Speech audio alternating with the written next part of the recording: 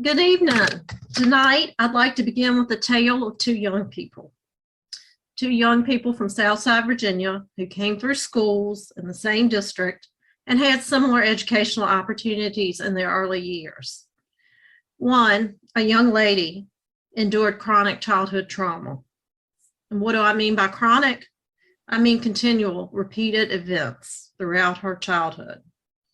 Her mother abused drugs and alcohol, was involved with numerous men who had the same problem, and subjected her daughter to neglect and danger, nearly killing her and her siblings in a vehicle accident while she was under the influence.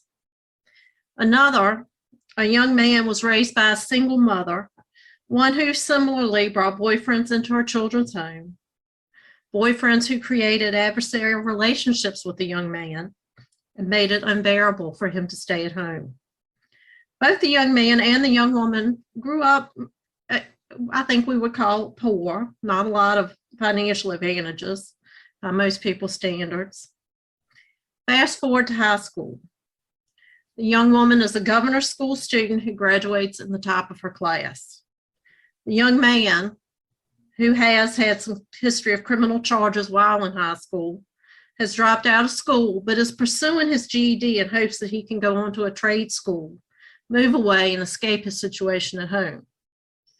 Before he can successfully get his GED, he is arrested for robbery and sentenced to prison. The young woman, she is currently pursuing her PhD at a reputable institution. And the young man, I hate to say, I'm not sure. I really hope he turns his life around, but I don't think that statistically that's probably what happened. As an educator, I had the opportunity to work with both of these young people.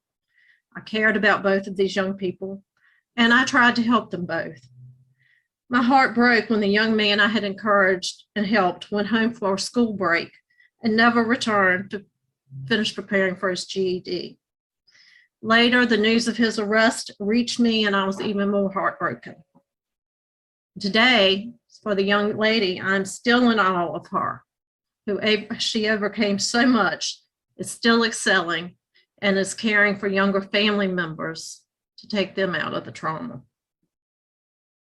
Why were there such different outcomes for these two individuals?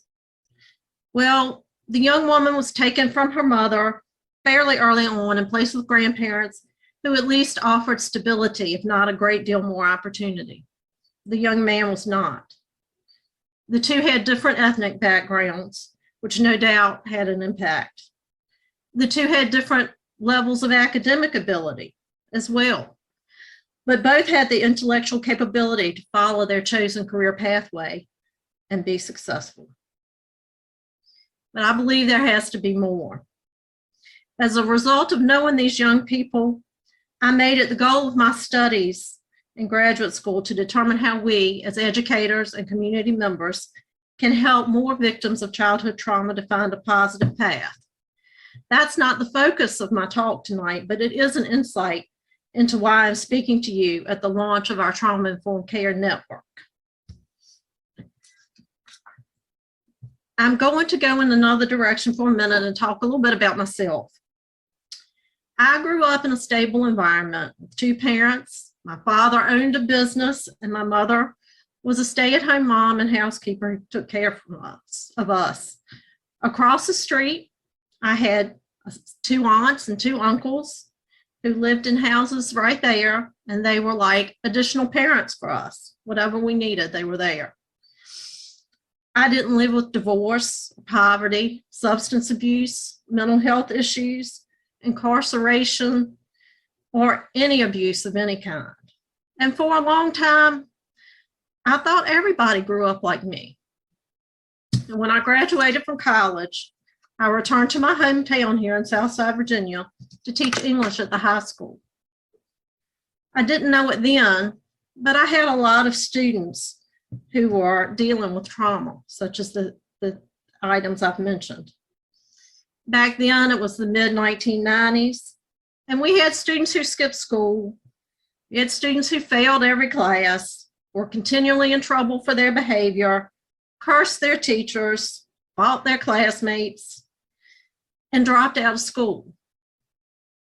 We used to say those were kids with no home training, who didn't belong at school, messing education up for everyone who knew how to behave. If they didn't want the opportunity they were given, they could at least not disturb the students who were taking advantage of that opportunity. And if they didn't get what they were offered in the form of education, well, that was their fault. And I'm ashamed to admit it, but that's how I thought in the 1990s. And that was a common frame of thought among the educators with whom I worked. Now, 26 years later, and a ton of students and experiences later, and I've learned a lot. I've learned that everyone did not have the idyllic childhood I did. I've learned that the young man with a fierce temper witnessed a family member kill someone. I've learned that the apathetic boy who won't do anything, and I do mean anything, in class, is deathly afraid of his mother's boyfriend, who regularly attempts to choke him. I've learned that the girl who always gets into fights was sexually abused by her mother's boyfriend, and that her mother chose to stay with the boyfriend over her, send her away. I have learned that these kids have suffered chronic toxic stress, and as a result, they react by fighting, fleeing, or freezing. And I have also learned that some of these individuals who have suffered the most horrendous trauma still create amazing lives, and some of them don't. And we need to help all of them. We need to help them in order to help future generations, and we need to help them in order to make a better society. We shake our heads at contemporary social issues. What can we do about crime and violence? Why are there so many people in prison? Why are so many people unemployed, unable, or unwilling to work, addicted to drugs and alcohol, abusive to their spouses and or their children, suffering from major health problems? Well, next I want to talk about the data that reveals the prevalence of adverse childhood experiences and ties ACEs and childhood trauma to these issues. Okay. In the landmark ACEs study done by Anda and Felitti in 1998, which surveyed nearly 17,000 health insurance subscribers, findings showed that nearly 2/3 of those who responded to the survey had experienced at least one adverse childhood experience, while a quarter had experienced more than one. Now, the adverse childhood experiences that were included in this study included the following: physical, psychological, sexual abuse, violence against one's mother, substance abuse in the home, mental illness and or suicidal individuals in the home, imprisonment of an immediate family member, death of a parent or loved one, and parental separation or divorce. And these health insurance subscribers were chiefly middle-class people, not individuals living in poverty or without access to health care, which proves that ACEs impact a large percentage of our population. All right, that was 1998. More recent data regarding the prevalence of ACEs doesn't look any more promising. Data from the 2015 to 2017 Behavior Risk Factor Surveillance System showed that nearly 61% of adults have suffered from at least one ACE, while 15.6% suffered 4 or more ACEs. Children in poverty and those who are ethnic minorities are more likely to have suffered ACEs. Nearly 66% of the children in the U.S. have been exposed to violence in some form. And in 2018, nearly 4 million children in the U.S. were involved in Child Protective Service investigations. Now, looking at the impact of ACEs on adults, here are some statistics from the original ACE study. They found that adults with 4 or more ACEs were 12 times more likely to suffer from alcoholism, drug abuse, depression, and attempted suicide. 2 to 4 times more likely to smoke, rate themselves as poor in health, have 50+ sexual partners, or have sexually transmitted diseases. They were 1.5 times more likely to be obese. They also found that the number of ACEs that a person experienced was directly proportional to the presence of health issues in adulthood. Heart disease, lung disease, cancer, bone fractures, and liver disease being among those diseases or health issues. Further studies after the ACE study have shown that ACEs have been associated with autoimmune disorders, chronic pain, migraines, digestive issues, asthma, and chronic fatigue. Furthermore, the odds of premature death is 57 to 80% higher in persons who've experienced multiple ACEs. In addition, individuals with ACEs are at a greater risk for developing anxiety, depression, conduct disorder, PTSD, ADHD, and suicidal ideations.